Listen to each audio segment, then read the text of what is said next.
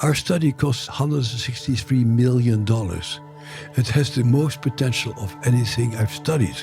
I've studied more different methods for dealing with trauma than anybody else alive. And here we see something where you go like, wow, there really is hope. Hey guys, how you doing? Hope you're having a good week so far. My name is Dr. Rangan Chatterjee, and this is my podcast, Feel Better, Live More.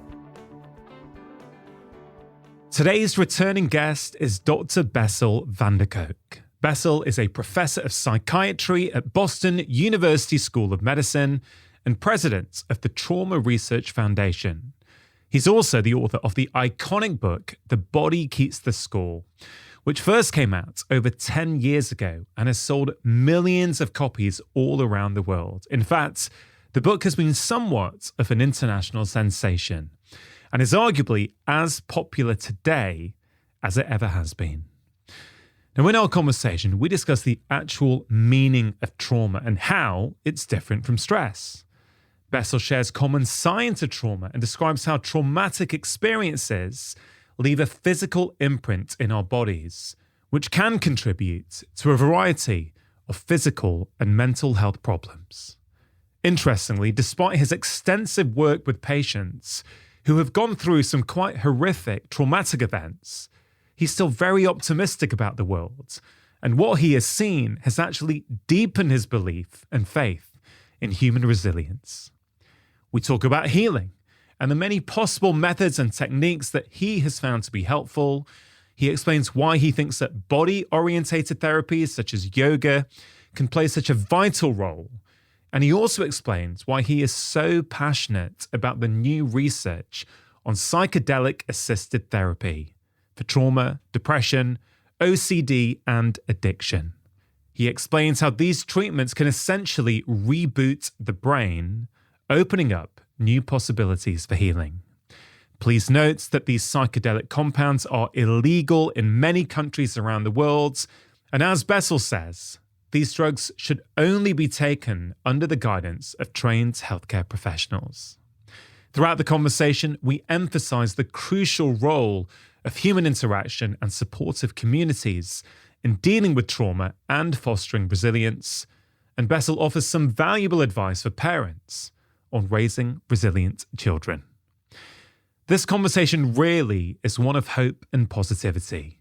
Yes, sometimes life presents us with some difficult challenges, but as Bessel makes very clear, we all have a remarkable capacity to move on, change, and heal.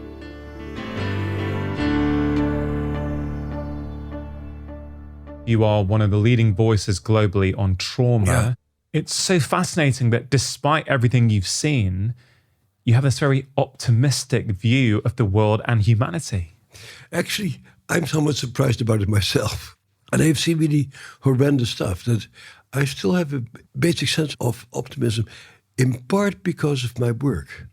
Because in my work, I see people who have come from extreme hardship and pain and horror, who find a way out and who become wonderful teachers, sometimes great parents, movers and shakers who make the world a better place.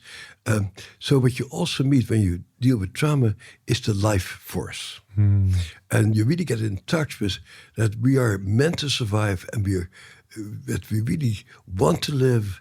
And even the most traumatized people who I see, where I hear their stories, and you're like, oh my God, how can you go on with your life after this? Oftentimes, not always, find a way of creating meaning for themselves to go on. Yeah. The word trauma, I think compared to 10 years ago when you published your book, The Body Keeps the Score, I think the word trauma is more well known now. I think it's worth at the start of this conversation, you defining what you mean by trauma, and then really try and give us an understanding of how prevalent do you think trauma is? Right. So it's very hard to define trauma in a way. Is it external? Is it internal? Is it the event? Is it the reaction? But basically, the way I like to say it's something that overwhelms your capacity to cope. And nobody else takes over for you at that particular point. So, and then you get stuck. And so your whole central nervous system continues to experience the ongoing world through the lens of that particular overwhelming experience.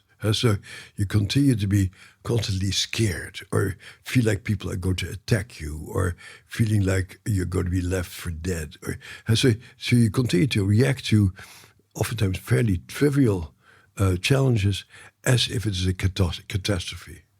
And it's really the ongoing reaction that really defines what trauma is about. It's so that your mind and your brain gets changed by trauma, and then from then on, you live in this traumatic internal world. Mm-hmm. So the trauma lives inside of you, basically. Yeah. In the country in which you now live and practice, the United States,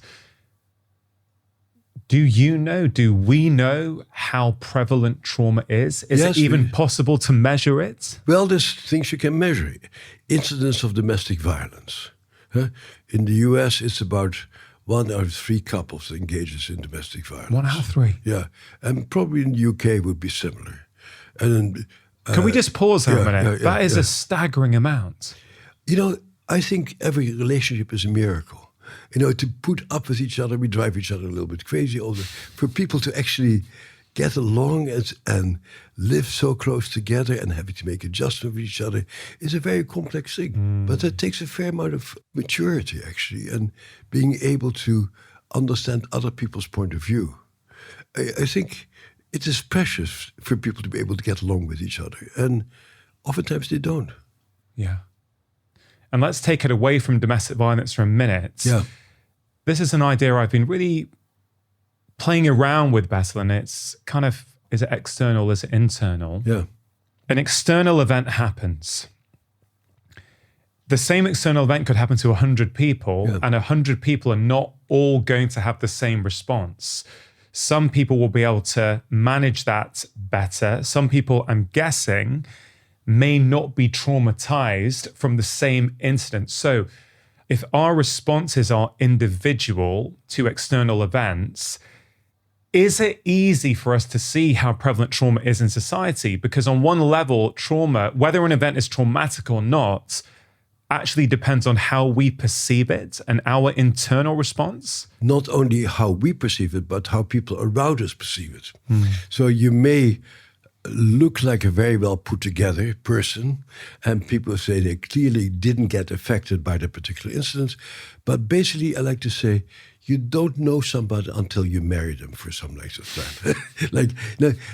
We all have our personas. And somebody may be calm and brilliant under certain situations, and something minor happens and they blow up. But we may never get to see that. So it's very hard to know as an outsider who has survived the trauma and to what degree people have. And in my world, they say, oh, some people are resilient.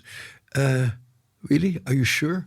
Do people wake up with nightmares, or do they actually freeze in front of their children and become all uptight and don't respond to their kids' needs?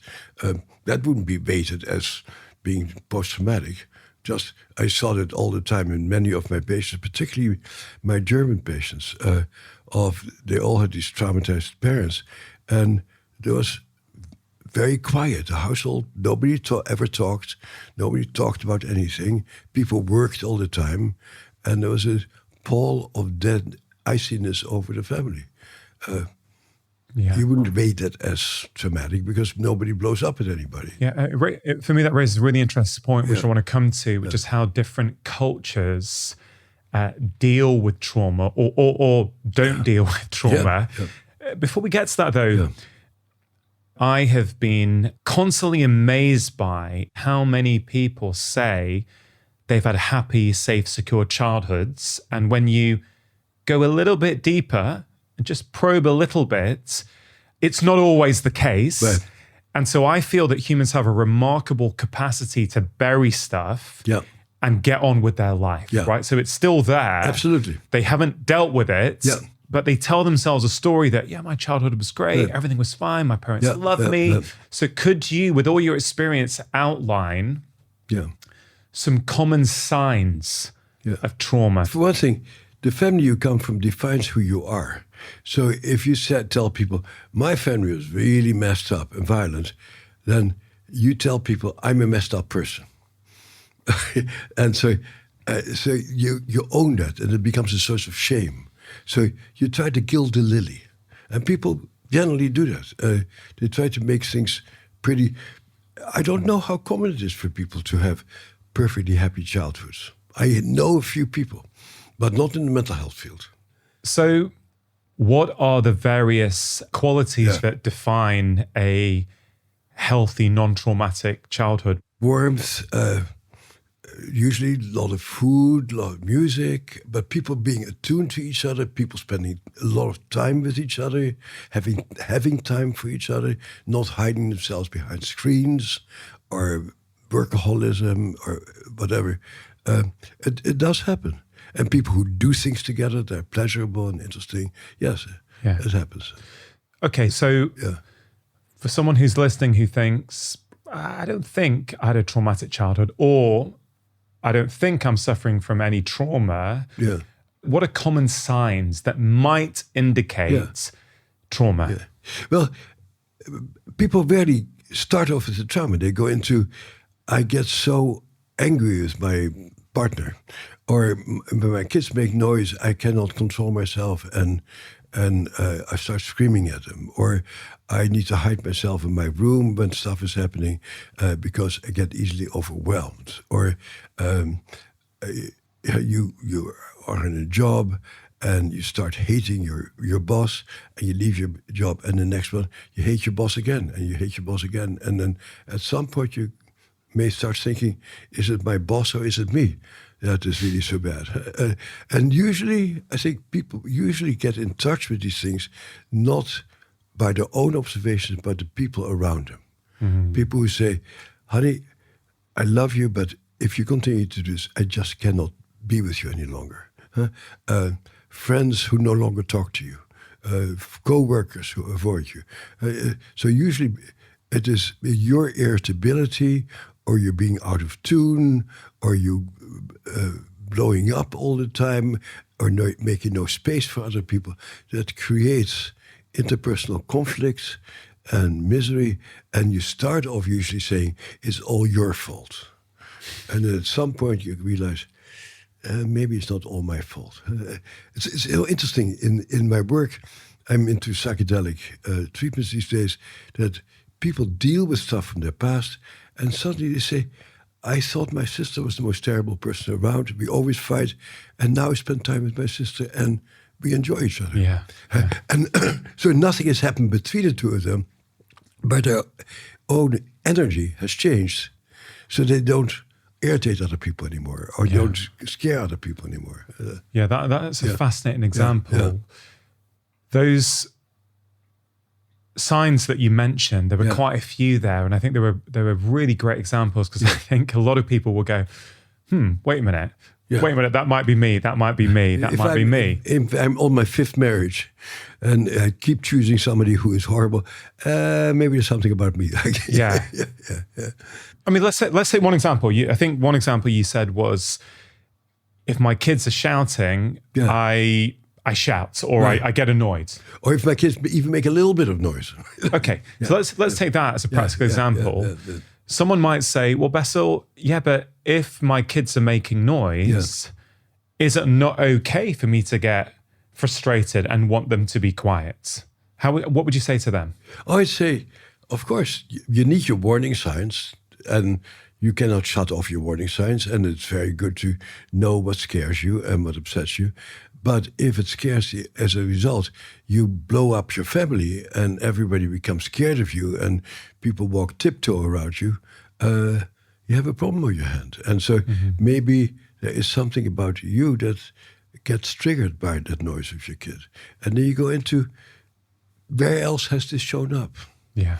And we oftentimes talk the language of parts. How old is this part? How long have you noticed you suddenly going into these rage reactions? And is the kid 7 years old or 4 years old? And people oftentimes say, I remember kindergarten, but I say, before that time, it didn't feel that way. So then you start sort of dissecting the situation to see where the stuff has its origin. Sometimes, yeah. What does trauma actually do to us physiologically? What does it do to our brain? What does it do to our body? Well, it really changes what Antonio Damasio calls the housekeeping of the body. And trauma is really about an overwhelming experience of terror. Terror is already too high. It is your whole organism freezes or gets disorganized, and then that continues, and it affects many, many different parts of the brain, mainly deep down, having to do with appetite, having to do with motivation, having to do with arousal, having to do with sleep. Very elementary bodily functions get affected by trauma, and it's really about a body that no longer knows how to take care of itself in some ways. And that's something people rarely mention. But most trauma symptoms are symptoms of a body that cannot take care of itself. We talked before about the enormous amount of drug addiction and alcoholism correlated to trauma. People take these drugs in order to calm their bodies down, or in order not to get out of control. People don't take heroin in order to make you feel bad about somebody taking heroin. You take that stuff because you cannot stand the way you feel. And so traumatized people are enormously vulnerable to indulge in substances and behaviors to just desperately try to not lose control over themselves.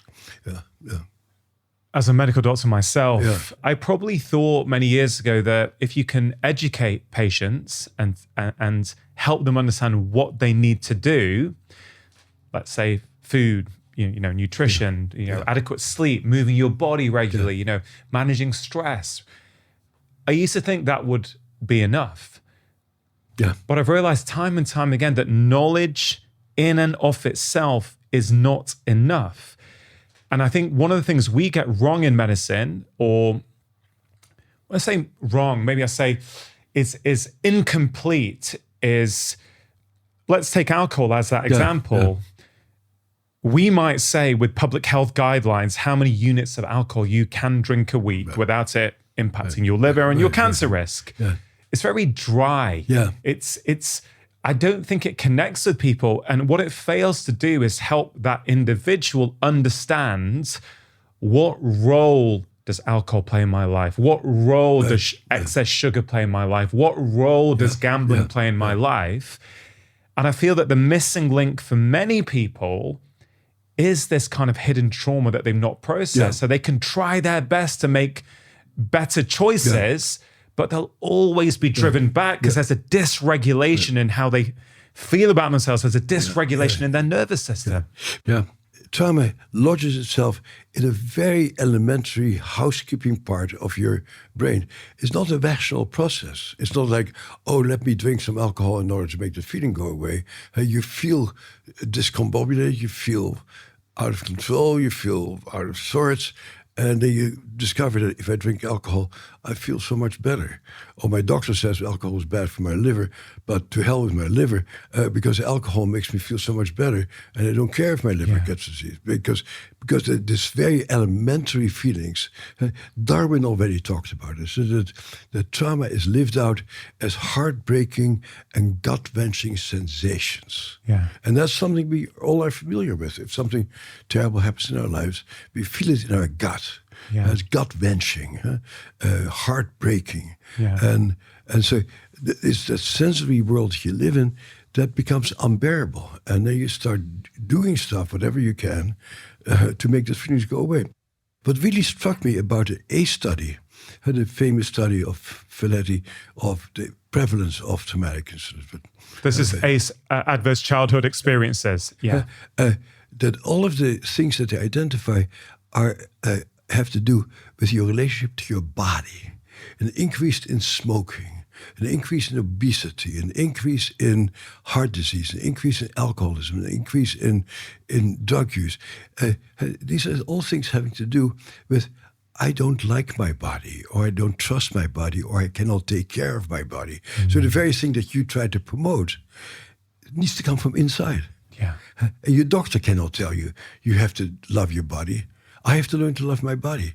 But if I've been beaten up as a kid and I'm always feeling terrible inside, my body is not my friend. Yeah. Your book, your seminal book, is called The Body Keeps the Score. A few things to sort of comment on. It's over 10 years since that first came out. It's still selling by the bucket loads today. Yeah, it is. Right? It's one of those once in a generation phenomena. Something comes out. I imagine you couldn't have predicted this sort of level of no way. success and connection with people all over the world. I'm interested in why you think it has resonated so deeply with so many people. And then it also, for people who haven't read the book, first of all, you really should read it. But 10 years on, how would you briefly summarize the key message in that book? Well, the key message is that horrendous life events, including disrupted attachment, a very big thing is, who do you feel safe with? Who cares for you? Determine or shape your biology, and then leads a life of its own, and it expresses itself in a variety of different ways. But you can do something about it. It's basically, I try to give a message of hope, of you need to develop language for yourself, you need to understand yourself, and then you may want to start doing yoga and alter the relationship you have to your body. And yoga, our research shows, is very effective. Or you may want to do neurofeedback to change the the neural circuits in your brain so you can be more focused and pay more attention. Or you may do theater and see what it feels like to play a different role and to embody a different role than the role you ordinarily inhabit. You and I went through that. We went to medical school. And the first day in medical school, people call you doc. And you go, who are you talking to?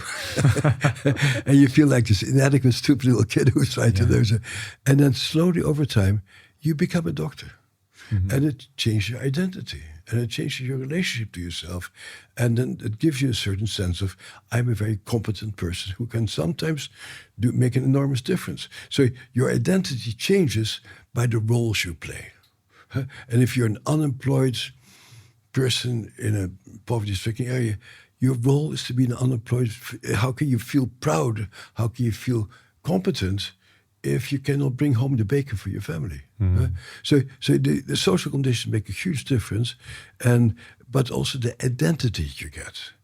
And one of the things I'm worried about with the popularity of my book and the word trauma coming into our culture is that people increasingly may claim the mantle of being a victim. And because this happened to me, I cannot be held responsible for what I'm. And so once you get an identity as a victim, then you're allowed to do all kinds of things. And so it's so important for us as physicians, as therapists, as school teachers to help people to get a sense of competency. Yeah. Very deep sense of, I can do stuff.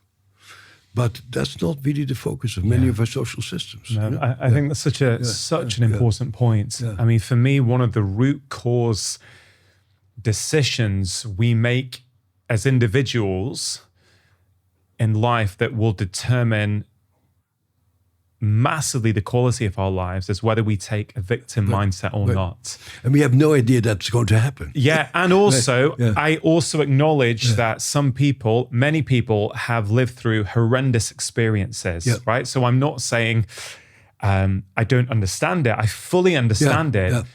But whilst you remain a victim to your past or external events, well, this is in essence what you're talking about. Trauma, it lives on inside you. How would you phrase it? I would frame it that I need to function.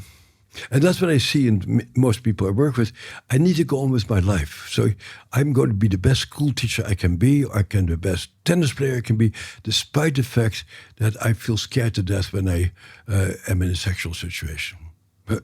I'm going to try to function as well as I can, and then, but to realize that life goes on. And when you get stuck in your victimhood, life passes you by. The only thing that you can experience is insult and injury. Yeah. But how to shift that orientation is not. It's not like you tell yourself that. Hey? It's mainly being with somebody, a spouse, a boyfriend, a girlfriend, a friend, who helps you to focus on what's going on and to help you focus on being able to do things that give you a sense of pleasure and enjoyment. So, okay, if someone says, look, Bessel,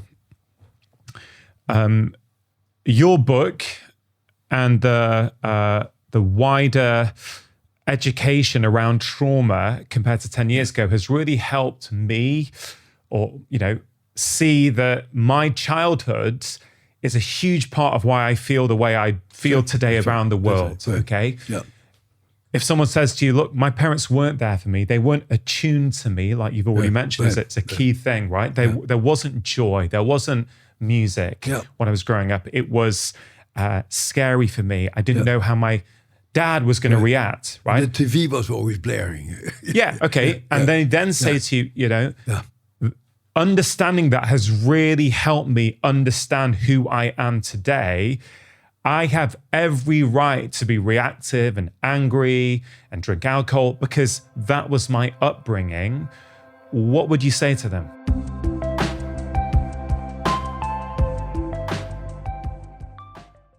Just taking a quick break to give a shout out to AG1, one of the sponsors of today's show. Now, AG1 has been in my own life for over 5 years now. It is a science-driven daily health drink with over 70 essential nutrients to support your overall health. It contains vitamin C and zinc, which helps support a healthy immune system, something that is really important, especially at this time of year. It also contains prebiotics and digestive enzymes that help support your gut health. And all this goodness comes in one convenient daily serving that makes it really easy to fit into your life. No matter how busy you feel, it's also really tasty as well. Now, the scientific team behind AG1 includes experts from a broad range of fields, including longevity, preventive medicine, genetics, and biochemistry. And I talk to them regularly, and I'm really impressed with their commitment to making a top quality product. For listeners of my podcast, AG1 are giving a special exclusive offer. You can get a free 1-year supply of vitamin D and K2 and 5 free travel packs with your first order. These packs are perfect for keeping in your backpack, office, or car. If you want to give them a try, just go to drinkag1.com/live more. This episode is sponsored by Thriver, the app that helps you listen to your blood and get personalized guidance on how to optimize your health and fitness. Now, I think regular blood tests can be a really valuable tool that can help tell us which lifestyle changes are working and where we might need to make changes. And Thriver is the perfect tool to help us do that because they make it really simple. You just take a blood test at home, which is really easy, send it off, and then you get all of your results in a matter of days in an easy to understand app. And all of your results come with personalized, actionable lifestyle advice from doctors. You can then test again in a few months' time and learn what's working well and where you might need to make some changes. For example, your average blood sugar, known as your HbA1c, I think is a really important marker that gives you information on the state of your metabolic health. And I personally like to check it every 3 to 6 months to make sure it's staying in its optimal range. The Thriver app is what I use to help me do this, and it offers many different options. You can do general, non-specific blood testing, or get more focused on things like hormonal health, heart health, sports performance, and nutrient levels. For listeners of my show, Thriver are offering an exclusive offer of 20% off your first Thriver cycle when you enter the promo code LIVEMORE at checkout. Just visit thriver.co to get started today. That's thriva.co. Thriver, listen to your blood.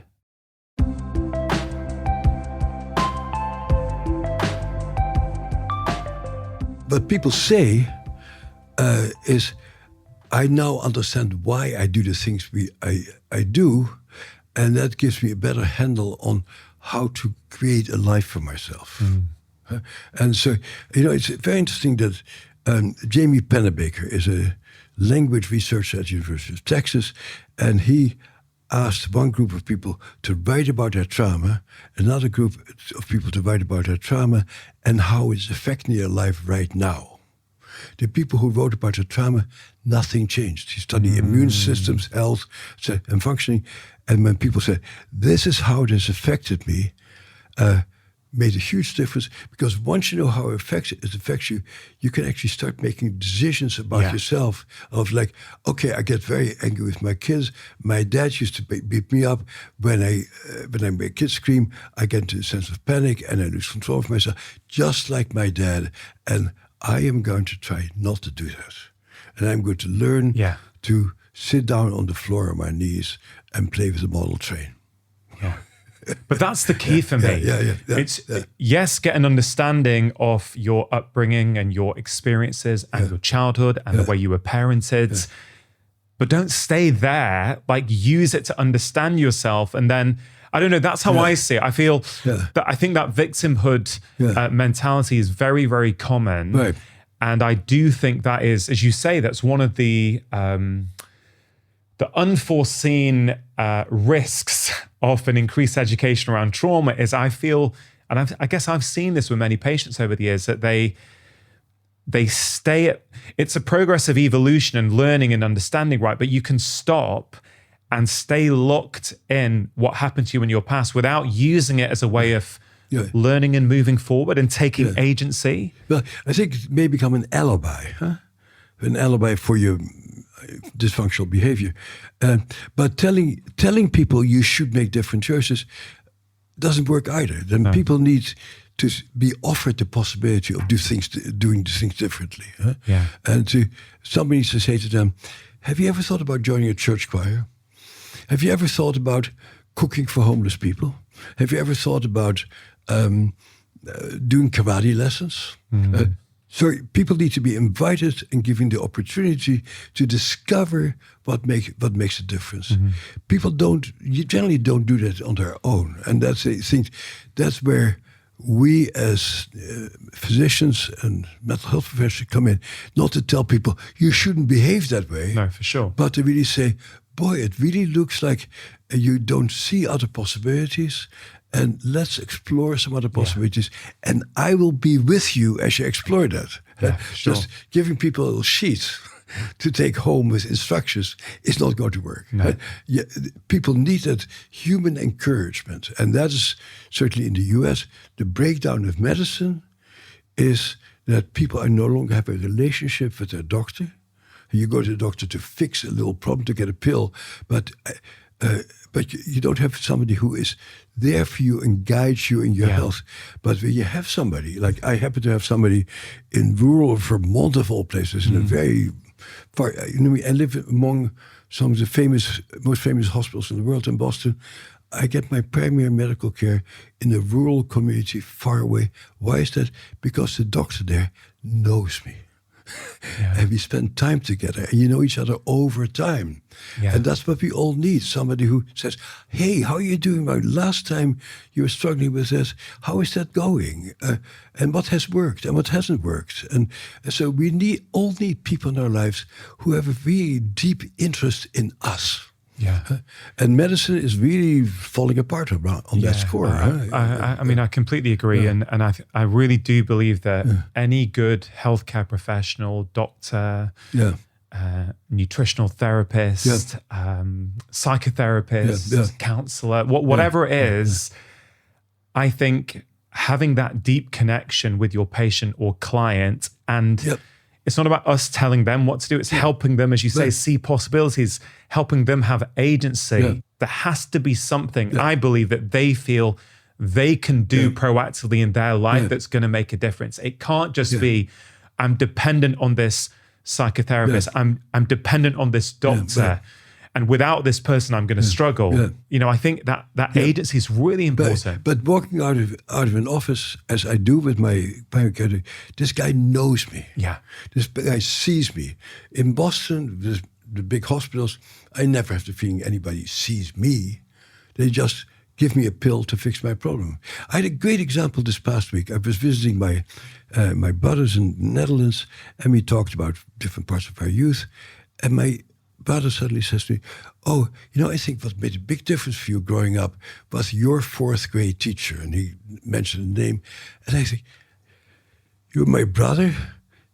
70 years later, you know the name of my fourth grade teacher and what effect he had on me?" And it was just stunning for me to feel, my brother knows me and he remembers details of my life that nobody else knows. And that was, somebody should measure my cytokines and stress hormones at that moment, because I bet something changed in my body, feeling seen and known by somebody. Yes, super powerful. And I think that's very, if, you know, John Bowlby, the great attachment researcher from here, he said, if you're not known to other people, you're not known to yourself.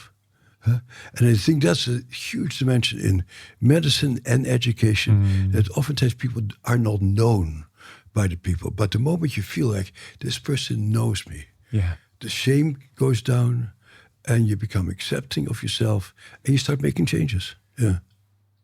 For someone to know you, you have to be vulnerable with them. You have to open up with them and let them see you, which of course some people find very hard. Now, people pleasing is a very common trait that many people have. I certainly used to have it to a very high degree. I think it's much, much less than it used to be. But people pleasing is often an attempt to, I guess, manipulate other people's perception of you, because you're often not truly being yourself because you want to be accepted, right? So you're saying the right things, doing the right things so that people around you like you, but that's not the same as knowing you, is it? That's true. And, you know, and it depends very much on the giver part, the doctor, the professional, that they take an interest in you. Not only whether you behave well. You know, psychiatry is all about behavioral health. What does behavioral health mean? Don't be a pain in the ass. That's really what it means to me. Like, it's totally like, let me control you so you don't bother other people. But that's not that's not our job. Our job is for people to actualize themselves and to really bring out the optimal functioning. And so if you say to people, well, if you deal with people like, let's really get to know each other, then maybe the people-pleasing part will hold down. And you may even say to people, you know, I think it's important for you to feel like I like you, but do you like yourself? And how do you feel about yourself? How do you feel how you are doing? And you say that with compassion, and people say, oh, this person really wants to know me. And once people you feel that somebody wants to know you, your whole existence changes. Yeah, I learned that very on in my career as a doctor, especially when I moved to general practice from specialism. And, you know, I think I've mentioned this a couple of times on the podcast in the past, but I think it was in my first or second week as a GP. I do remember this young lady came in and she definitely had symptoms consistent with a diagnosis of depression. And I was looking at my the protocols that we had, and you know, it would be very easy for me to have prescribed her an antidepressant, like an SSRI or something. But like, I didn't want to do that. I just thought I need to know her first. I can't just see her for 10 minutes, give her that, and say I'll see you in 4 weeks. It just feels completely wrong and against everything I stand for. So I did something really that's getting less and less common in medicine. I talked to her. You know, we had a 10-minute consultation, but I ended up spending 30, 35 minutes with her talking, even though there were patients waiting. Yeah. I invited her back the following day. I said, look, at the end of my morning surgery tomorrow, if you come in, we'll chat a bit more. Yeah. And I would see her once a week for the next few weeks. And I just talked to her. And I'm not kidding you, Bessel. Yeah. Within 4 to 6 weeks, she was like a different person. Yeah. A lot of those symptoms have started to fall away. Yeah. She was feeling better. And I thought, wow, I didn't learn this at medical school. But all I've done for her, and maybe she doesn't have this in her own life, I provided for her a safe, non-judgmental space to speak, to talk, to listen. Yeah. Right? It was such a powerful lesson for me. Yeah. You know, it's ironic that I did the first study on Prozac for trauma, and it wasn't bad. And at that time we thought, boy, we're going to find the right drug for the right disease. And to some degree, that study, as decent as it was part of the ruin of psychiatry, because people chose pills over human connection. And I don't have anything against psychiatric drugs, and sometimes they help some people. But we lost is that connection. And that feeling of somebody knows me, somebody sees me, somebody is concerned about me. I think that's basically disappeared out of American medicine. It's going that way here in the UK as well. Bessel, in your book, one of my favorite phrases, and there are many, but the one I've written down to talk to you about is this one. If the body is storing trauma in its musculature, in its hormonal pathways, then it is the body that needs experiences that deeply and viscerally contradict the helplessness, rage, or collapse that result from trauma. I think it's really, really powerful.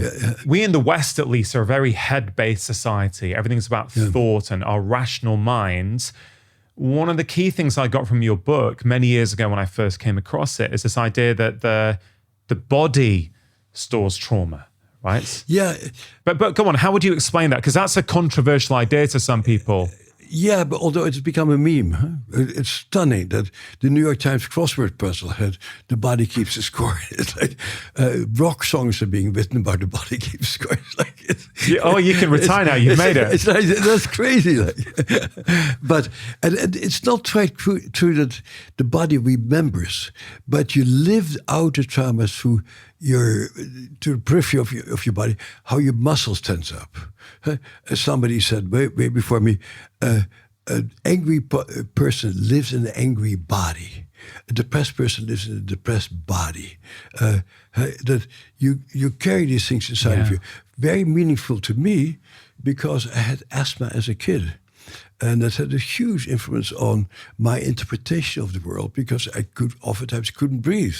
And I think part of my interest in trauma comes from my own experience of being a sickly child. Then I had somebody who rolfed me. Rolf is a very intensive form of open up muscles. And Rolf is an ROLF. Yeah, I know about it. And that may have been the most powerful therapeutic experience I've had because my body was sort of locked in the body of that asthmatic, scared kid. And after getting Rolfed, my body, I lived in a different body. Yeah. And no amount of psychotherapy would have been able to do that. This is such an important point that I feel I've really... A couple of things have happened over the last 5 or 10 years that have really helped me understand the body's role in trauma or health or the way the body holds things. In fact, I can think of 5 or 6 different examples. Two that come to mind. Quite a few years ago now, when I was experimenting with this trainer in a gym, I just did it for 2 or 3 months just to feel what what is it like? I heard really good things about this guy, and he also did lots of active release on your muscles and things. And, I always used to have in inverted commas, tight hamstrings. Okay. And at the end of each session, he'd spend some time stretching them and loosening them, but they'd always come back. Anyway, I didn't see him for a year or 2. And in that time, I think I was doing some internal family system therapy work with this amazing guy who lives near to me called Christian. And I was just feeling lighter and freer just in my whole being. And I was driving past the gym one day and I knew I was going to be there. I called up and I said, let's have a session. Yeah. And funnily enough, he basically examined my hamstrings. He said, "Ron, what have you been doing? They're really, really loose." Yeah. And again, there's a lot more detail there, but in essence, me working on my past and my trauma changed my body. Yeah. Right? Yeah. It wasn't through stretching my hamstrings. That's right. It was through other stuff. Right. It wasn't mechanical. Yeah, but I think it works both ways as well. That's Because right. you can also free up your body. I spoke to, we've not put this episode out yet. I spoke to this incredible movement coach called Lawrence Van Lingen last week. And he takes a very holistic approach. And like Helen Hall, who I work with, and he basically was saying that what he's noticed over the years is that people who often have been traumatized often go into a more sort of flexion type fetal position. Yeah. And if he can help them open up, and in particular with running, he would talk about it from extending from the hips, which many people can't do. Not only does their running get better, but their whole being and who they are. It's fascinating, isn't it? Oh, yeah. And it goes both ways. It goes both ways. And, for example, if you have been molested as a kid, you're likely to have problems with touch. One of the most maybe the most comforting thing in life is to be touched, to be held throughout life, basically. But if you're afraid of touch, you live in an untouched body. You live in an unloved body. And maybe, and I really take it very seriously with my patients, who I almost always send to body people, body workers. You need to learn the pleasure of being touched, the safety of being touched. But as long as you're afraid of human touch and comfort, your mind cannot really get better in some ways. Yeah, this is fascinating. So in my second book, The Stress Solution, I wrote a whole chapter on touch. And it was heavily influenced by Professor Francis McGlone at the University of Liverpool, who's done incredible work on touch and how we have these CT afferent nerve fibers, and when they're stroked, it goes all the way to the kind of primitive parts of the brain, lowers stress levels, cortisol. And I remember when we put that episode out that I recorded with him, and when the book came out, some people got in touch and say, look, I understand that human touch, effective, consensual, wanted human touch can be very, very beneficial. But I don't like to be touched. And you're now saying, it's really interesting, you're saying that if you were molested as a child, you may struggle with that. Is that something people can heal from? Like, human touch is, as you say, one of those basic things that we need, that we thrive on. Have you had patients before who struggled with this, and through various therapies, they got to the point where absolutely they could? Yeah, absolutely. Maybe I should put in a plug for a book by my own body worker. I lived in a small village in the mountains of Western Mass, and somebody taps me on my shoulder and says, "I'm a body worker. Would you like to have an experience with me?" And so I have my own body worker. Carden Babin is his name. Something about the body. But yes, you can change. And like, my wife is a body worker. And also a psychedelic therapist, and she starts off with tuning forks. Just a little tuning fork, and put it in your chest. And that may be almost too much for some people. Right. So you need to very gradually open up your mind to your body. You need to activate those connections in the brain that have to do, it's called the insula. Oh, you know that. But explain it anyway for the audience who may not. But so there's an organ in the body that tells you what your body is feeling and what your body needs. There's a two-way communication. For example, if you go out, you think, is it raining? And you feel the feeling of what rain would feel like in your body. You go, I better get an umbrella. So you need to be aware of that. And if you're not aware of what's going on in your body, you get situations like people who are pregnant and think they're just becoming obese because they so outtouched their bodies that really it's not uncommon actually for people to actually feel nothing in their bodies. And so as long as you cannot feel anything in your body, you cannot feel pleasure. you cannot feel human connection. So your whole world sort of gets locked up. And so you need to slowly open up your relationship to your body. You need to know when you have to go poop. You need to know these things. And things can get so disrupted that people don't know anymore that they need to go to the bathroom and stuff like that.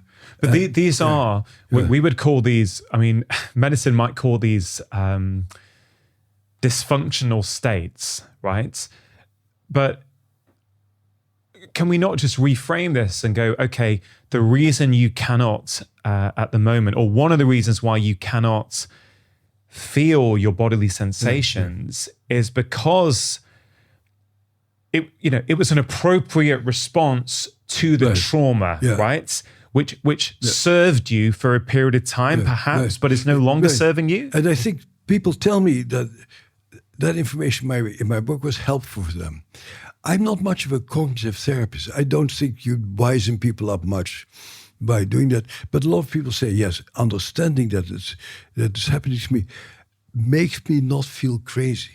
Right. I think that's the big thing. Oh, I can't feel my body because I shut down my contact with my body because I was being molested all the time. And that's how I learned to cope. As Dick Schwartz, who invented IFS, which you know about, says, all parts are welcome because every part of you used to fulfill a function. There's a reason why your body can't feel anything. For me, it's always how interesting that you cannot feel that when you have to go to the bathroom, rather than you bad person, you can't feel that. Yeah. It's like, that's fascinating. I mean, most people can. How did that happen? Yeah.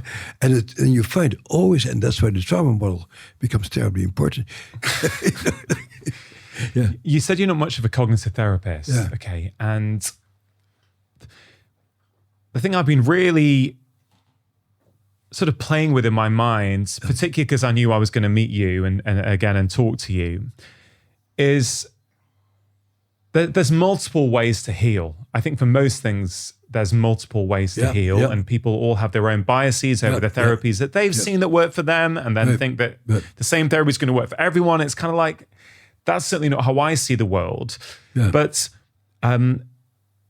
if the body keeps the score, and many of us live in a very head-based society where we try and think our way through issues, can you heal trauma with thought alone, or do you have to deal with the body as well?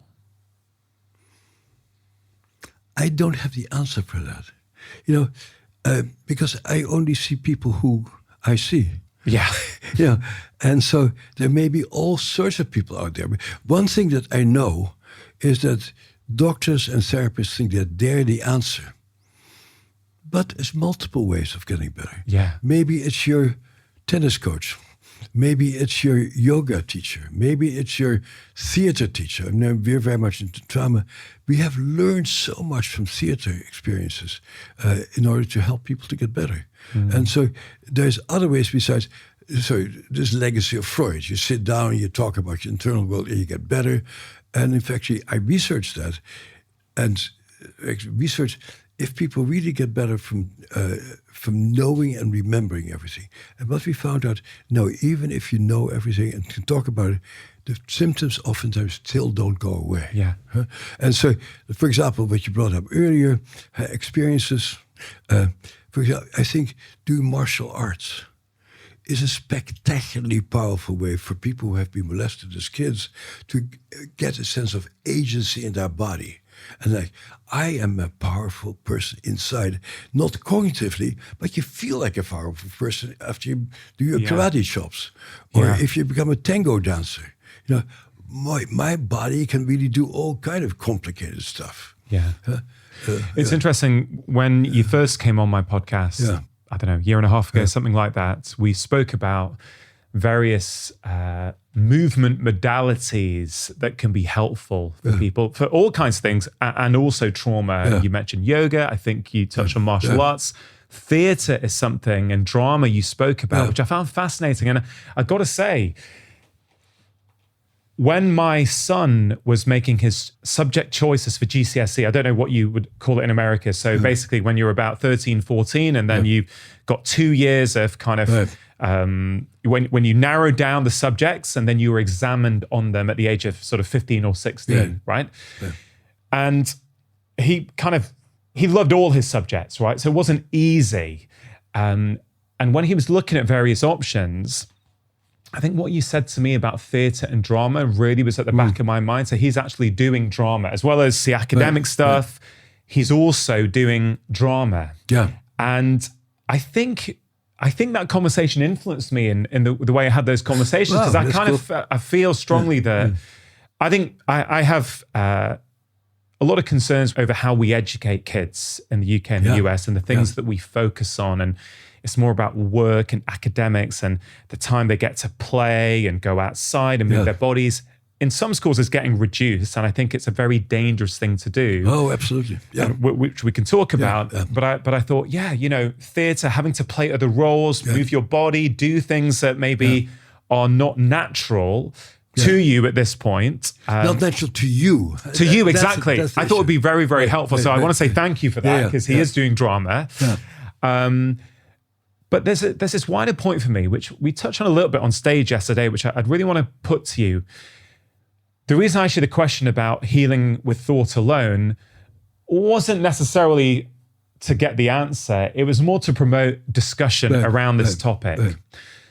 So since my dad died in 2013, I feel that that was the big moment for me to start going inwards and looking at my life and making sense of my life. Yeah. And I've done a variety of things on that journey. Yeah.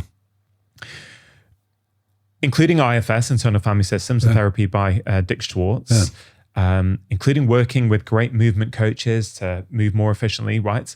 But I will still say, as I mentioned to you yesterday, that one of the most powerful experiences I've had that fundamentally changed me was my podcast conversation with Edith Eger. Yeah, right. Okay, so 93-year-old lady, when I spoke to her, went to Auschwitz when she was 16, survived Auschwitz, came out, spoke with just forgiveness and love and compassion. Really quite remarkable how forgiving as a human being she was. And there's many things she taught me in that conversation.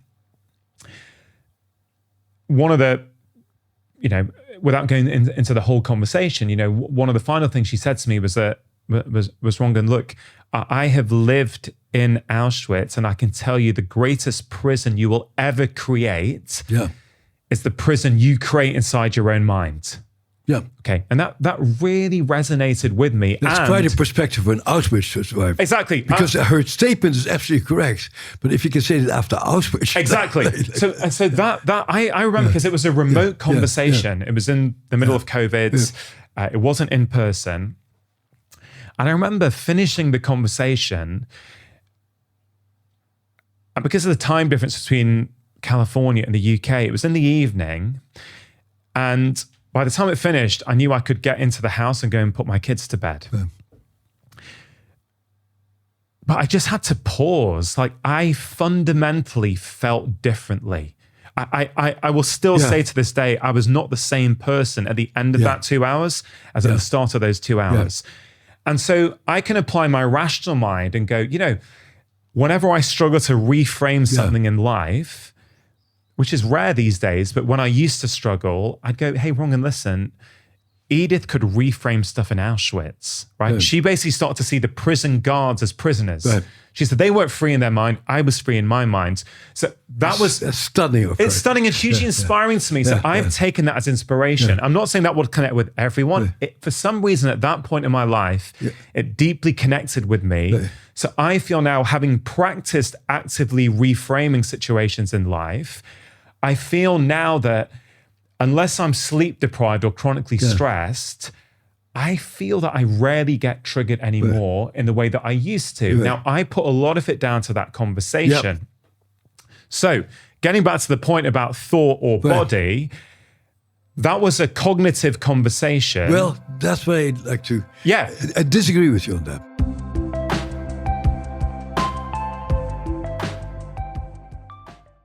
The mental wellness app Calm are sponsoring today's show. If you're dealing with a lot of stress, these feelings don't just disappear at bedtime. You see, trouble falling asleep, waking up in the middle of the night, or not feeling rested in the morning are all signs that perhaps your bedtime routine could use an upgrade. Calm is the #1 app for sleep and meditation, giving you the power to calm your mind and change your life. Calm recognizes that everyone faces unique challenges in their daily lives and that mental health needs differ from person to person. And since self-care practices are so deeply personal, Calm strives to provide content that caters to your own individual preferences and needs. Their meditations range from focusing on anxiety and stress, relaxation and focus, to building habits, improving sleep, and taking care of your physical well-being. Calm also has sleep stories, sleep meditations, and calming music that will help you drift off for some restful sleep. For listeners of my show, Calm is offering an exclusive 40% off a Calm premium subscription at calm.com/live more, and new content is added every single week. Go to calm.com/live more for 40% off unlimited access to Calm's entire library. That's calm.com/live more. This episode is brought to you by Airbnb. Now, my family and I have had some great trips over the years using Airbnb for pleasure and for work. In fact, a few weeks ago, when I was in Oxford for a work conference, I stayed in an Airbnb and used the living room to record 2 wonderful podcasts, which you'll be hearing on this show very, very shortly. Now, I personally prefer staying in an Airbnb when I'm traveling for work compared to hotels, as I like staying somewhere with a kitchen where I can prepare my own food instead of relying on eating out. In fact, I was chatting to the owner of this Airbnb, and he told me that he only recently started hosting his home as a way to earn some extra income whilst he's away on holiday. And I know many friends who also host their flats or home when they're away to help with the extra household expenses or cover the cost of holidays. Which got me thinking, when we're next away as a family and our house sits empty, we could Airbnb our own place and make some extra money to go towards our own holiday too. And if you have a trip coming up, you could do the same. Your home might be worth more than you think. Find out how much at airbnb.co.uk/host.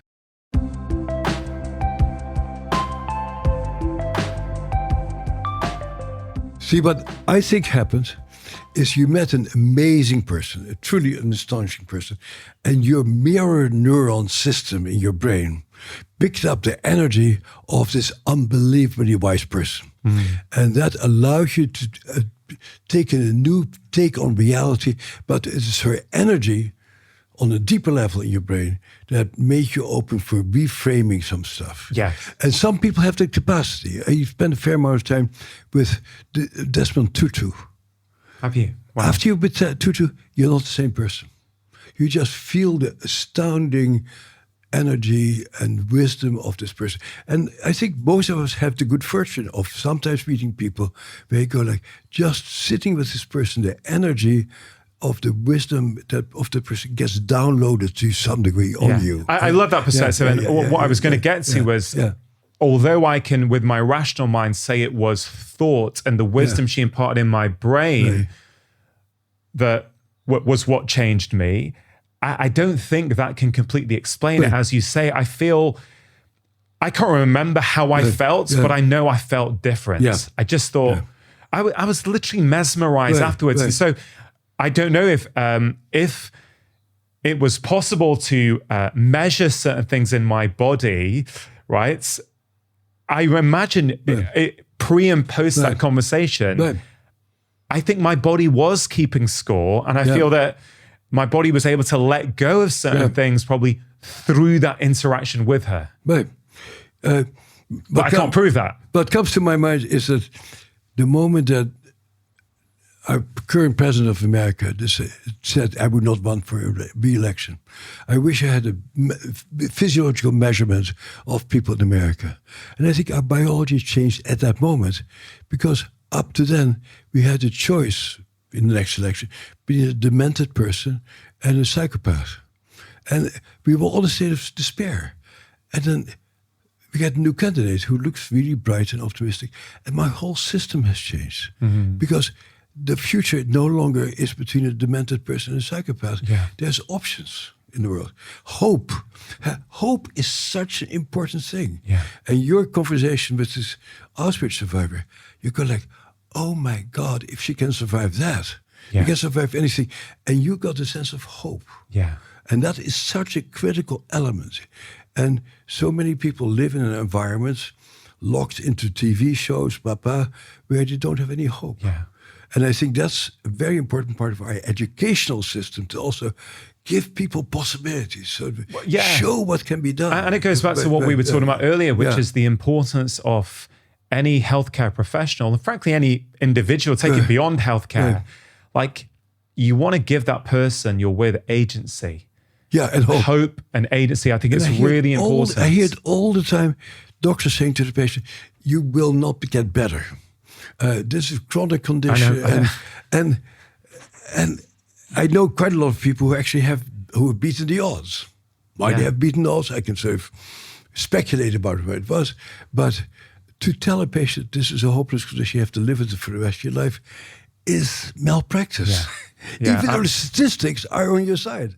We've got to be so careful with the language we use and what information we impart to the person sitting across from us. And if our energy is, this is incurable, it's bad for you, because as a physician, because I'm helpless and I cannot do anything for you, and the patient says you're helpless. Like what a condemnation that is. Huh? Okay, Bessel. So in our first conversation, we spoke about all these different movement and body-based therapies, which people can revisit if they want to get your take on those things. On stage yesterday at the Master Series conference in Oxford, I asked you a question. I said to you, if you were writing The Body Keeps the Score today, what would you change? Right. And you said to me, the only thing you would change, the only thing which I found staggering, is that you would add a new chapter on psychedelics. Yeah. Okay. Maybe 5 chapters on psychedelics. 5 chapters, okay. Maybe, but because it's a very big deal. So for someone who has come across this conversation and has grown up with the view that, in inverted commas, drugs are illegal, they're toxic, they're things to be avoided. I want you, from your perspective, to outline, please, what is the big deal about psychedelics? Why are you so passionate about them, and why do you think they could be pivotal in the future of mental health? Well, I did the research. That's the ultimate thing, is you can look up my name and type in MDMA, and you'll see a bunch of papers that show that MDMA, our treatment method, was probably more effective than anything we have studied up to now. So there's data, it's not just feelings. Huh? But there's also an attitudinal difference, and that is that, I'm 81 years old, so I grew up in the 60s. We took acid. That's part of my culture that I grew up in. And I didn't drop acid a lot, but several times. And I have a bunch of very prominent scientific friends, and I say to my friends, did you also drop acid? And they all say, yeah, I did too. And I say, what did it do for you? How did it affect you? And they say, I think it's because of acid I became a great scientist, because in acid I got to understand that the reality that I live in my own head is such a small segment of an overall reality. And so that was also my experience. I had not taken drugs since 50 years or something, until this opportunity came along. But I knew that psychedelic agents open up your mind to new possibilities. Can we just pause there a minute? So there's a couple of terms you've used, which I think people may just need a bit of guidance through that. So you mentioned MDMA and you mentioned acid. Could you just you just quickly walk people through, when we say psychedelics, what are we talking about? What do these different terms mean? Yeah, and it's interesting. So MDMA is a party drug, supposedly. What does it stand for? Ecstasy Okay. or Molly. It's known on the street. That's the drug that we did this very serious research about. Acid is LSD. Okay. Not so many people use it these days, but still has potential. Psilocybin, of course, is very popular, and there's good research on it also. Ketamine is an anesthetic that I use a fair amount in my practice. A completely different organ. And then you have ibogaine, a chemical from Africa that seems to has been studied for treatment of addictions. So there's a whole range of drugs that what's fascinating to me, they all are very different chemical substances. And they all give you a somewhat different experience, but the end result seems to be similar across these drugs. We haven't they all, even though they work in different pathways, if you look at, broadly speaking, what they're all doing, are you saying that in essence they all open up your mind to new experiences? You get out of your locked state of viewing the world and realizing there's much more than what you thought. So if you want to know more about it, David Nutt at Imperial College, of course, has done more studies on different things than anybody else. So you may want to listen to him. And a lot of people have heard the term ayahuasca. Oh, ayahuasca is another drug. I'm a little scared of ayahuasca. It's very impure substances that come from the jungle. You don't know what's in it. But I have seen people who were dramatically positively affected by ayahuasca. I also know a few people who got really messed up by it. Well, I think the potential negatives are definitely something we have to be aware of. But so you're basically saying the category that we call psychedelic drugs, there's MDMA, there's acid, there's psilocybin, there's ketamine, and ayahuasca. Ibogaine and ayahuasca. There's actually many more. Many more. Fine. But you're excited about their potential in helping people heal from trauma. Our data. And I mean, so I'm part-time a researcher and data, strict, obsessive, and part-time a clinician. Our data are spectacular, and then we have our clinical experiences. But clinical experience you cannot quite trust because you have an N of one, or you've only seen 5 people, and those 5 people. So you need to do research to see what happens to a larger group of people. And so what we found in our research is that there was a dramatic change in the PTSD score with very good MDMA. Psychotherapy-assisted therapy. So you have therapists to be with you as you go through the experience. People in our study generally accessed very painful material. So it was not a fun trip at all. It's actually puzzling in a way to me that it's known as a party drug, because in our setting, it's mainly a trauma drug. People really come up with very bad stuff. They go through the pain and they become aware of, this happened to me. But it happened to me when I was 3 years old or 18 years old. And people get a sense of time and perspective and say, I was just a little kid.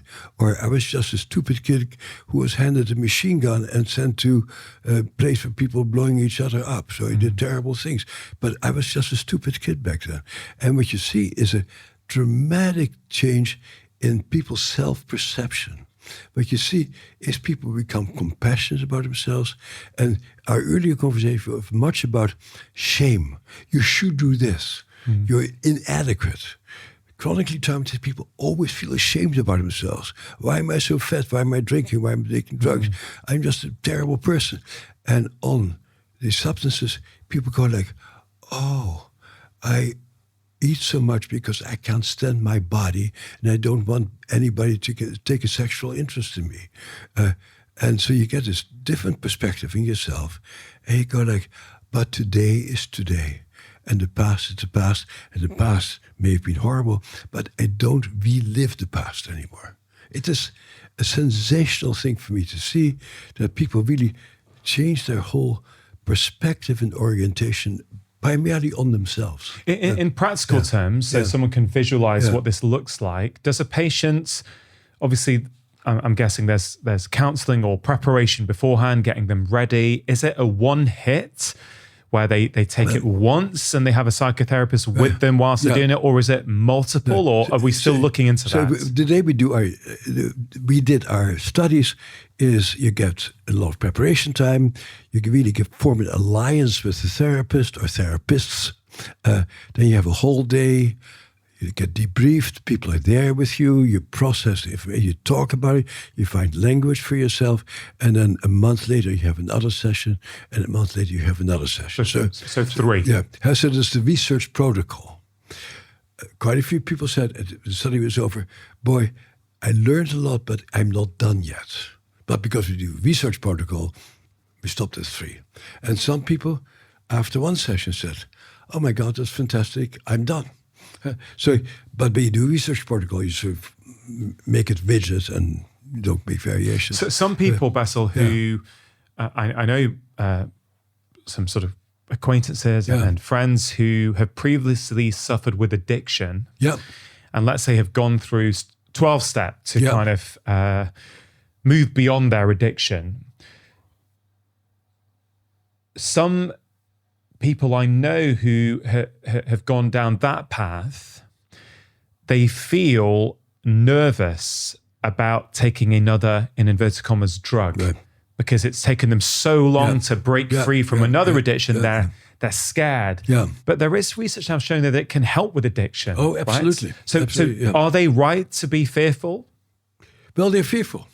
Okay, yeah, sure. See, that's where you start. Yeah, they are fearful. You don't say, don't be fearful. I get it, totally. And then you say, well, you give them some data, which reassures them a little bit. Deep down, it doesn't make the fear go away, but you form an alliance with them. And you say, your experience is that it's dangerous, but I've seen so many people who really were helped by this medication. So I think it's worth your while to try it, because you're being locked in this addiction, or the fear that it will come back, which is sort of there every day for you, is so huge that I recommend that we do it very carefully, and I'm with you while you go through it.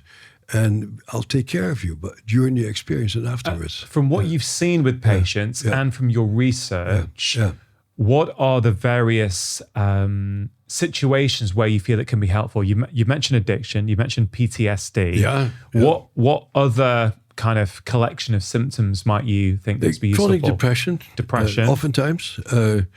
I'm very curious about OCD, obsessive compulsive disorder, which is so treatment resistant. Let's be clear what we mean by that. Treatment resistant. But people don't get better. They don't get better. Whatever we do. Yeah. OCD is a very ingrained disease. But it hasn't been studied yet through the lens of psychedelics. Some people are beginning to do it, and I'm somewhat hopeful. Because again, OCD is a pattern. You always react a certain way. And the psychedelics may open up your pattern network. So psychedelics have been shown to change your neuroplasticity in your brain. It's actually a huge issue. And for someone who's never heard that term, what does neuroplasticity mean? So there's such a thing as, so your brain gets organized over time. And as everybody who listens to this knows, at some point it becomes pretty stable. You're pretty much the same person tomorrow as you're today. And if today you're basically shy and there's a lot of shame inside of you, you can pretty much count that tomorrow you'll feel the same way, because these patterns get locked in. And in therapy, you try to change those patterns, but they're very ingrained neuronal patterns in your brain of what gets connected with what. And for a certain window of time, and it's different for different one of these drugs, your brain becomes wide open for a new repatterning.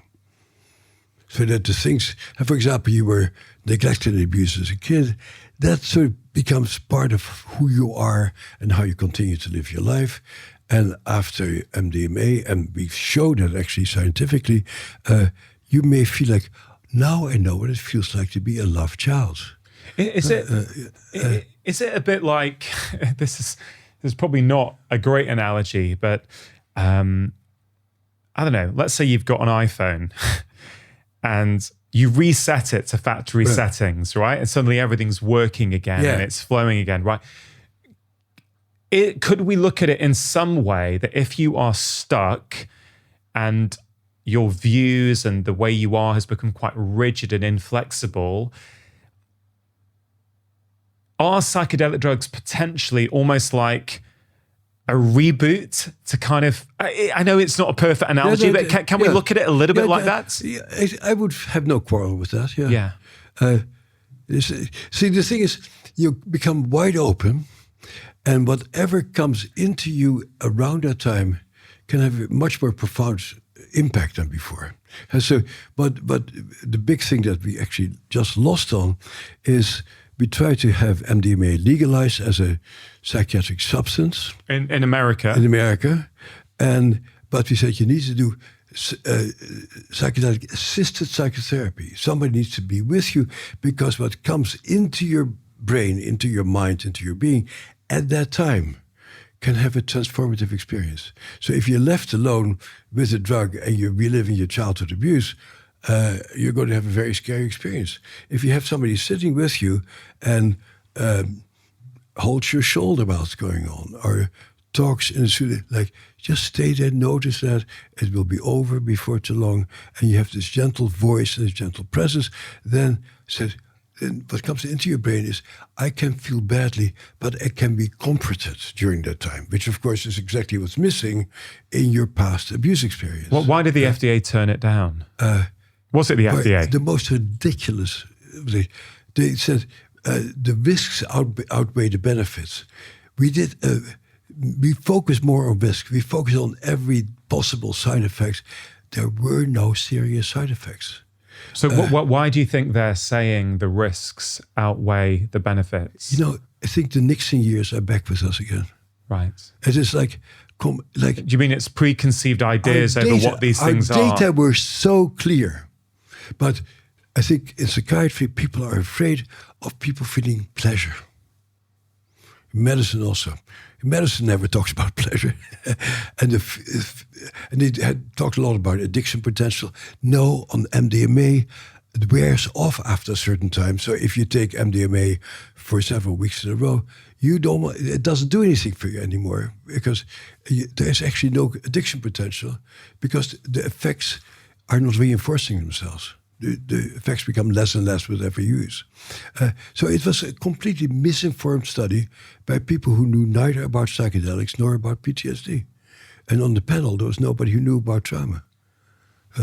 That's a state of play in America. What's the state of play in the UK at the moment with psychedelics? I don't quite know where it's in the UK. I'll meet with the Psychedelic David Society later, here. Right? Oh, you're going to see the Psychedelic Society. Yeah, and I'll spend time with David. So I'm curious how it is, but I've been in the Netherlands. They put out a report about how safe MDMA is, largely based on our research, actually, interesting enough. In Australia, they also legalized it. And what I'm saying to my European colleagues, America is such a dominant cultural force that the world still follows America, even though they follow the broken things of America also. And I say, as Europeans and Brits, you guys need to get your own voice and not follow Americans in this. But of course, you should use our research to make it legal. Yeah. Earlier on in the conversation, we touched on different cultures and their relationship with trauma. Yeah.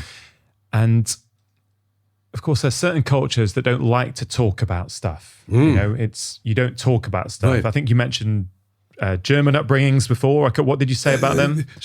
Or certainly German families. The Germans never talked about what the war did to them.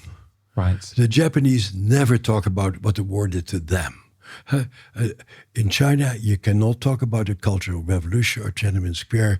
It didn't happen. But boy, the Chinese are very good in body work.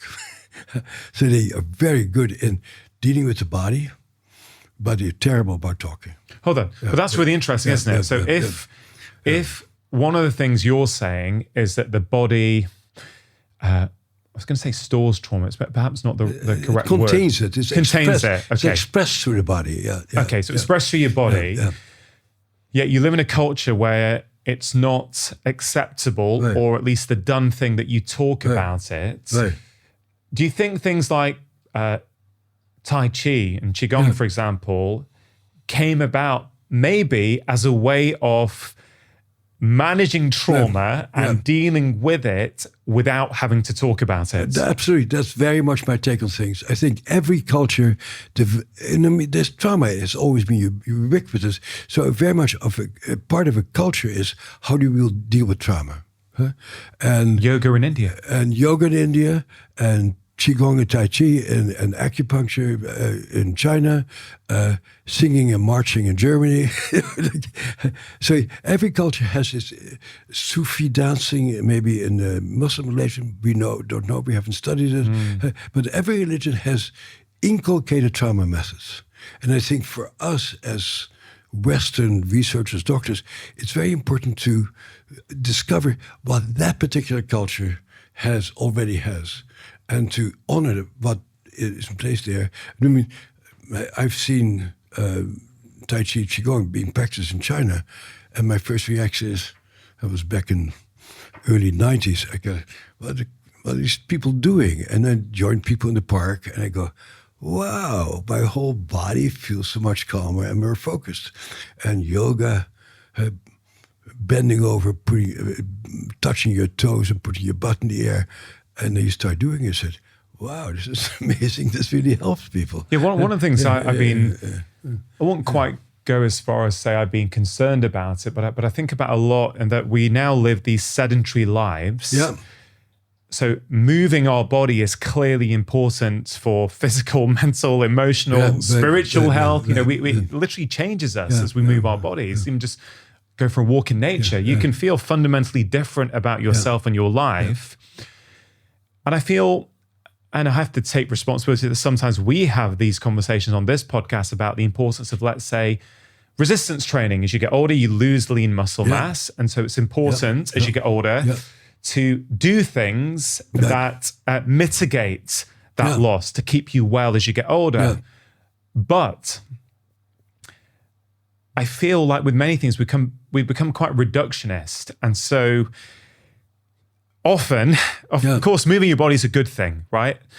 But if you're sedentary and you're in a flexed posture all day, and then you go to the gym to work on your muscles and you're doing more flexed movements and bicep curls and I'm not saying that has no value, but if we look at movement as much more than our lean muscle mass, as much more than our physical health, but as an expression of who we are as a human being. You talk about these Eastern modalities and there's sort of an energy flow through the body with these various movements. Sometimes I wonder, are we missing like the big picture of movement? We're missing a big picture. Like when you talk about weight training, I know at my age I should do weight training. 100%. I don't do it because it is awkward and not rewarding to do it. But if there were a little shop in my little town that I live in where I would see my friends, and every Friday morning at 9 we're doing weight training, I'll go see my friends. Yeah. And I'll do weight training. So you also need to think about what is rewarding and what are the social conditions. We are tribes. We're connected human beings. So I don't know how you do it, but when you go to a gym by yourself and you don't know anybody, it's not so much fun. Yeah, it reminds me. Have you heard of the Kenyan marathon runner Eliud Kipchoge? Yeah, I've heard of it. He's the only. He's regarded as one of the greatest of all time marathon runners. He's the only human that we know that has run a marathon in under 2 hours. And I spoke to him on this podcast a couple of years ago, a week after he broke the world record. And he's a very calm, softly spoken individual, very, very wise. And one of the things I always remember is that he told me he never trains alone. Even though he's like one of the fastest people on the planet. It makes everybody else feel terrible. He never trains alone. He goes, oh no, we always train together because it means that if I'm feeling tired or I don't want to do it, someone's going to be on the phone. Hey, Eliud, where are you? That's right. Where are you today? Yeah. And I said to him, I'm pretty sure I said to him, hey, look, it's kind of interesting because in the West, and there's nothing wrong with this necessarily, right? It's just, it's just interesting to observe. We often go for a run by ourselves to deal with our stressed out lives, right? So we then motivate ourselves to put our shoes on and go. Whereas I feel in certain cultures, it's not used for those purposes. They run together. They're chatting. Like what you said about if you were meeting your friends every Friday, you might weight train. But if you have to go to the hotel gym here in Oxford, like I'd rather... I ain't going to do it. You ain't going to do it. So it's fascinating how different cultures perceive things, isn't it? And when you go to Italy and all these old men are doing bocce together. And they sit together and throw their balls together. And they get their weight training because it's social. Yeah. Huh? And I think that's the key thing we learn from the blue zones more and more, these communities that have been studied where they live to a ripe old age. And they all have hills. And they've got hills. They are... everyone, of course, the modern reductionist scientific mind wants to reduce it down. What is it? Right. I don't think it's one thing. I think it's a combination of factors. And it's very hard to get away from the fact that every single blue zone has community at its heart. Yeah, and a good example is that, so I have a research team and we were all crestfallen that MDMA was declared illegal. And so we had a research retreat at my home to think about what we're going to do next. And one of the members of our group has a new baby. And he and his wife wasn't well. He said, I can't come to the research retreat because I have a new baby. And I said to him, well, if you follow the FDA, it's all a chemical disorder. So why don't you make sure that your little baby gets the right chemicals and just have some neighbor give it to him and come over to the research retreat. Ha, ha, ha. It's not all to be reduced to one little chemical because we need that human interaction with each other. That's at our core of that's the essence of who we are. This FDA ruling has really frustrated you, hasn't it? It is devastating. Our study cost $163 million to do it just right. It has the most potential of anything I've studied. I've studied more different methods for dealing with trauma than anybody else alive, from yoga to neurofeedback to theater to Prozac. And here we see something where you go like, wow, there really is hope. And now it will go on the ground. And well, that's what already is happening, isn't it? It's happening. Because But here you get to the great racial and economic disparities. If you're a black man and you start using illegal drugs, you go to jail.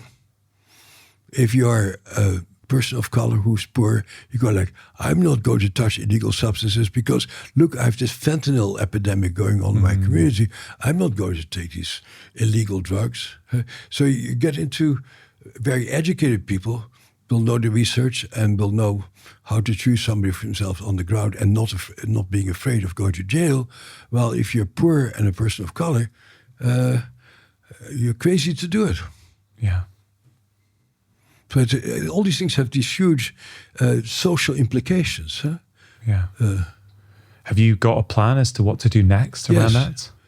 Doing podcasts. so that the general public can get to know what it's like. And so in America, actually, every state can make things legal. And so we're actually going to not argue with the FDA. Talking to the FDA is like talking to Trump, like won't make any difference. But we're going to put it on the ballot and get it legalized state by state. That's what we're planning to work on, actually. Yeah. It's kind of interesting. Many things throughout the course of human history, many significant changes haven't actually come from the top down. They've come from the bottom up, these big grassroots movements. Absolutely. My passion in life has been to see what can help people. And I was a very promising junior professor at Harvard studying Prozac and stuff like that. Very respectable. Then I start studying yoga. And people go like, oh my God, he's gone off the deep end. And then I study EMDR, this crazy eye movement treatment, which is spectacularly helpful. For sure.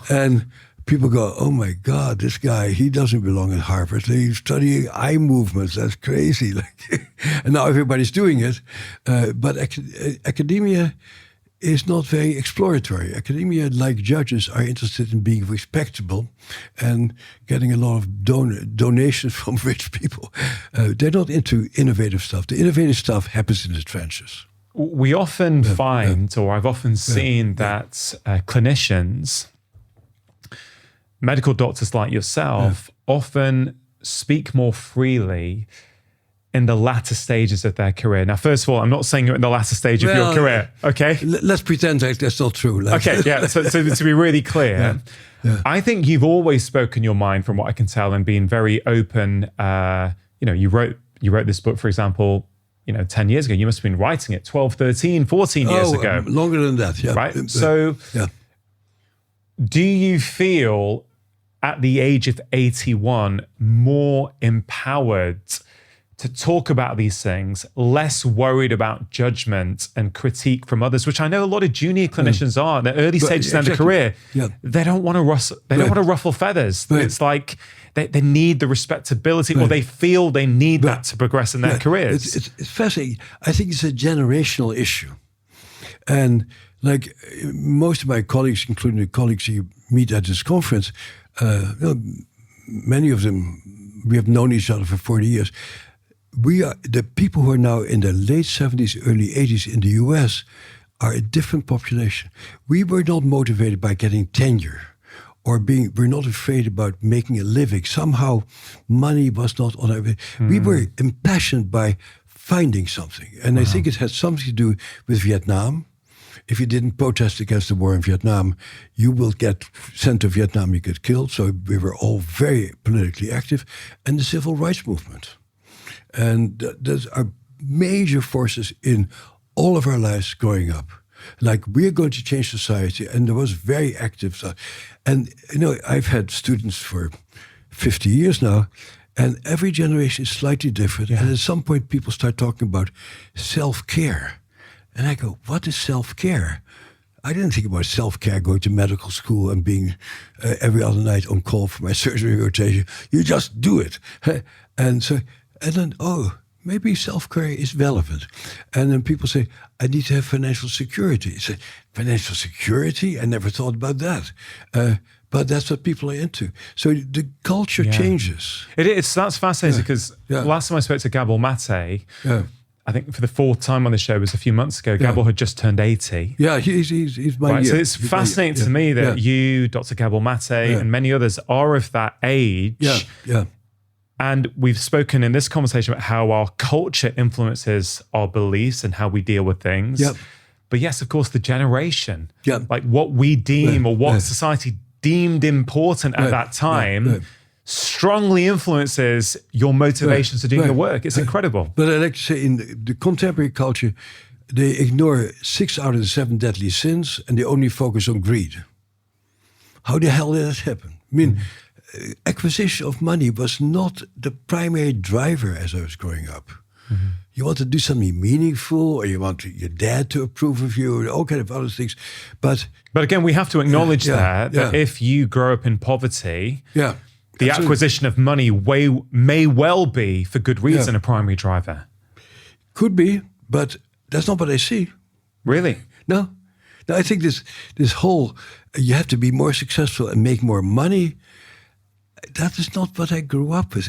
And I didn't see it in my patients either. So like, I need to have a good life. I want to have a house. I want to have kids. I want to be able to go on vacation. But in order to go on vacation, I also need money. But it's really, I really want to travel, or I really want to do something. And the money really was largely secondary for most people I've known. We started off this conversation and you were very optimistic about humanity in the world. Well, no, that's not true either. Okay. No. I think, we are a self-destructive species. We won't stop climate change.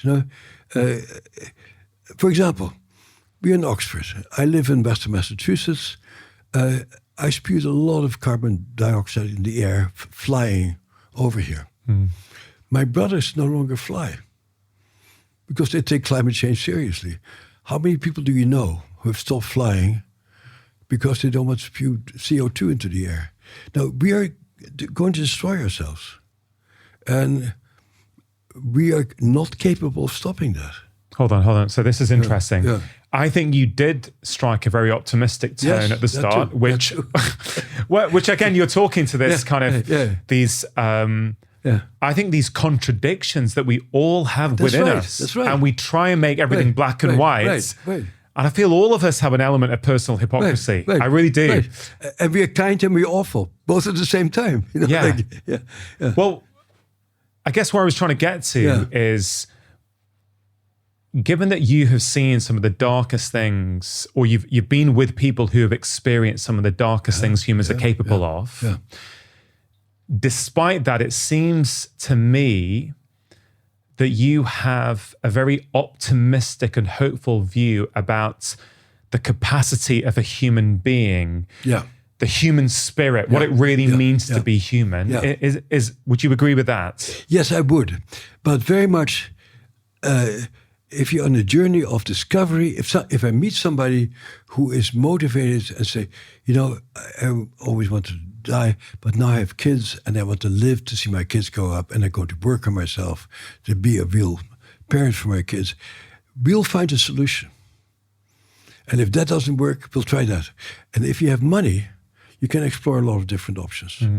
If you're poor, you go into pre-existing healthcare systems where you get cognitive treatment to tell people you should think differently, and I will fix your thoughts. You get this nonsense stuff. I think once you're in a position of some privilege, some position of agency, the world is open for you. And people can, that's what I've seen in my practice all my life, people can change dramatically for the better. They can.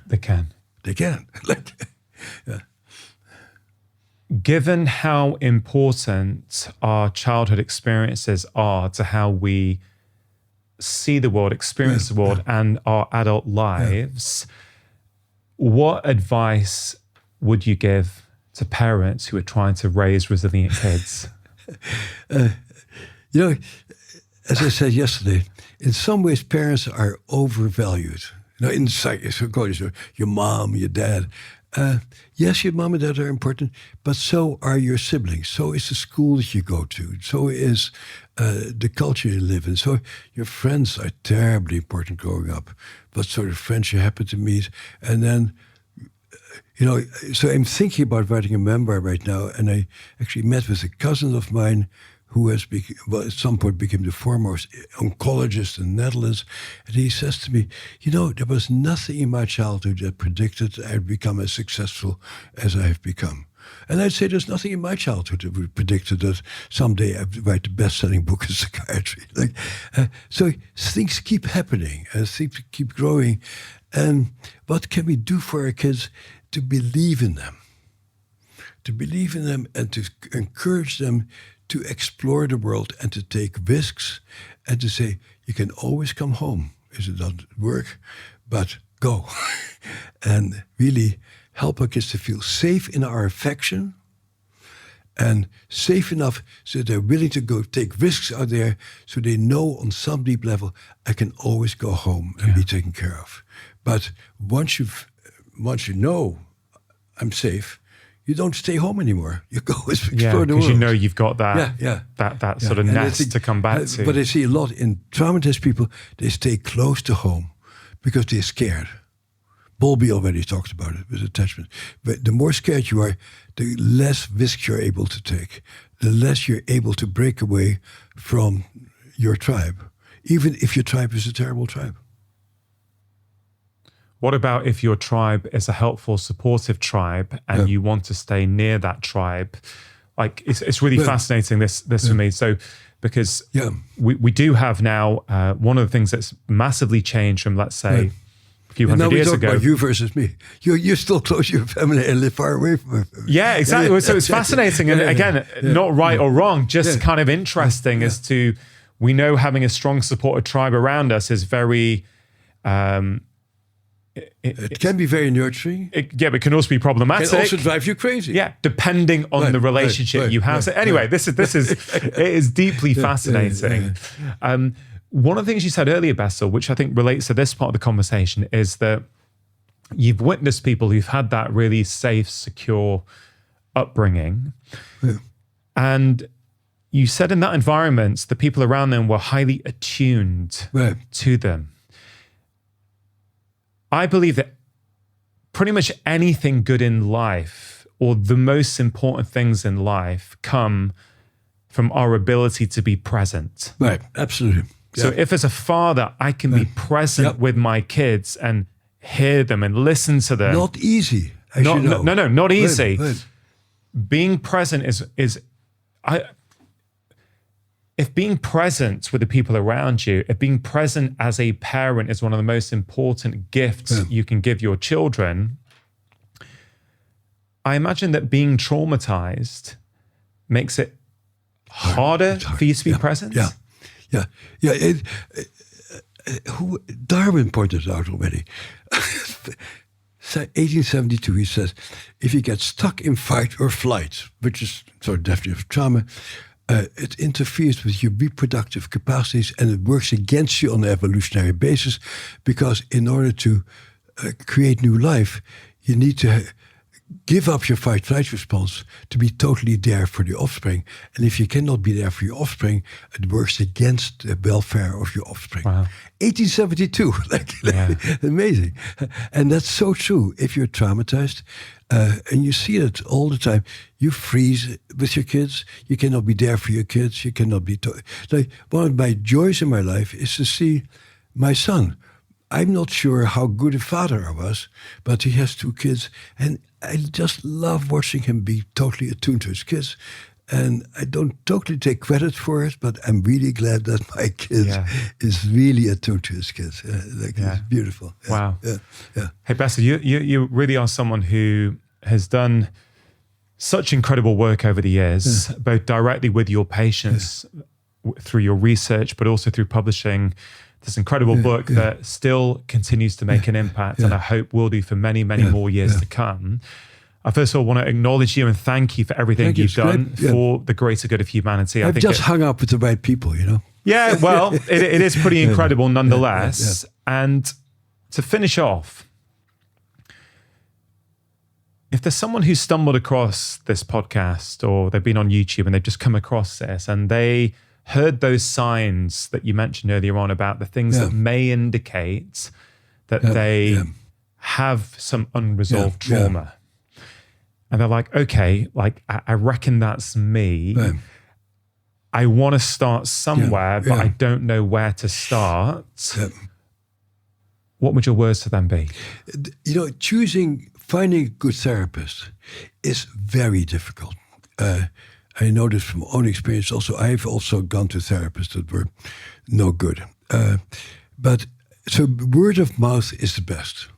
If you tell me, I went to this trainer and it just made a big difference, I trust your judgment more than the credentials that people have, number one. So really good personal recommendation of people say, yeah, it really helped me is the best thing. In the US, people call me from all over the US. I say, go on the website of American Psychologists, which is a website, and find people who are well-trained in at least 3 different methods. Because anybody who says, I'm a Freudian, is a cult person. Freud is more important to you than the welfare of your patients. I'm offending a lot of people by what I just said. And a lot of therapists tend to become religious people. They know one method, and they start saying, this method is the best method. And you have to go to somebody who is very good in a variety of methods, hopefully one having to do with the body.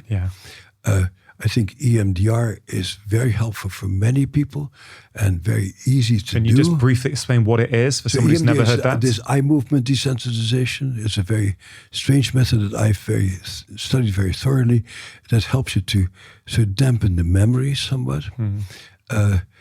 And the other thing that you did, IFS, I think is a very helpful, fundamental thing to do with people. So I think that knowing something about somatics, knowing something about like EMDR type method, and something like IFS is likely to lead you in the right direction. Yeah, I just want to touch on what you said about someone who knows at least 3 different modalities. You can take that out of the trauma world, and I think you can apply that to many things. That's so, true. for example, the movement coach who I work with, who's incredible, what she has trained in so many different modalities over the years, so she is able to use different methods for when, she has a huge toolbox, so she can use the right tool. And I kind of feel, I'm very proud to be what I would call an expert generalist. I think we've got so super specialized, but I love being a generalist who can go, oh, with this person, I feel these things are going to help you. With this person, this is going to help you. And I think we all have, please. The other thing that I recommend to people is ask whoever you go to, has what you're going to do to me, has it been helpful to you? Yeah. And if people say, no, because I'm not messed up and you are, walk immediately out of that office. Because nobody escapes bad things in our lives. Yeah. I'm so glad that you talk about your own therapy experiences. You strike me as a very well put together guy. And so you know that there's things inside of you that also needs help. For sure. And people who don't know that they need help themselves are not good therapists. Anybody who knows anything knows that we all are coping with really difficult. That no life is easy. That every life is difficult. And be sure that whoever you see knows that life is difficult. And you don't want people to talk about their own trauma. Get away from that also. But if people can say, this has really been helpful to me also, that's a very important thing. Yeah. And just finally, Bessel, if someone, because of where they live or their financial situation, cannot have the funds or the means to find someone or see someone, what are some things that they can do themselves to start them on the road to recovery? I think anything that gets you in sync with other people is helpful. It's no accident that after national disasters, people get together and sing in cathedrals. Singing together is very powerful. Moving together with other people is powerful. I would imagine even joining a bowling league would be helpful for people. You're saying that because you're in Oxford at the moment, maybe. I don't know. Are there bowling leagues here? I you say? I think you said bowling. I thought you said boating. No, bowling. Bowling. Okay. So do something together in a group. Together. So my friend, who you may have met this weekend, he went to Eton, and he said he was privileged. I know his background. His mother died. He was 1 year old. Very painful background. He says, but the one thing I got from Eton, we were always playing together and doing sports together. Wow. And if you can do that, that's great. Or making music with other people, or cooking with other people. Anything that gets you in a synchronous relationship with people around you is very good for you. Bessel, you're doing great work in the world. It's been a real honor for me to have my second conversation with you on the show. Thank you. Thank you so much. Pleasure. Really hope you enjoyed that conversation. Do think about one thing that you can take away and apply into your own life. And also have a think about one thing from this conversation that you can teach to somebody else. Remember, when you teach someone, it not only helps them, it also helps you learn and retain the information. Now, before you go, just wanted to let you know about Friday 5. It's my free weekly email containing 5 simple ideas to improve your health and happiness. In that email, I share exclusive insights that I do not share anywhere else, including health advice, how to manage your time better, interesting articles or videos that I've been consuming, and quotes that have caused me to stop and reflect. And I have to say, in a world of endless emails, it really is delightful that many of you tell me it is one of the only weekly emails that you actively look forward to receiving. So if that sounds like something you would like to receive each and every Friday, You can sign up for free at drchatterjee.com/Friday5. Now, if you are new to my podcast, you may be interested to know that I have written 5 books that have been bestsellers all over the world, covering all kinds of different topics: happiness, food, stress, sleep, behavior change and movement, weight loss, and so much more. So please do take a moment to check them out. They are all available as paperbacks, ebooks, and as audiobooks, which I am narrating. If you enjoyed today's episode, it is always appreciated if you can take a moment to share the podcast with your friends and family, or leave a review on Apple Podcasts. Thank you so much for listening. Have a wonderful week. And please note that if you want to listen to this show without any adverts at all, that option is now available for a small monthly fee on Apple and on Android. All you have to do is click the link in the episode notes in your podcast app. And always remember, you are the architect of your own health. Making lifestyle change is always worth it, because when you feel better, you live more.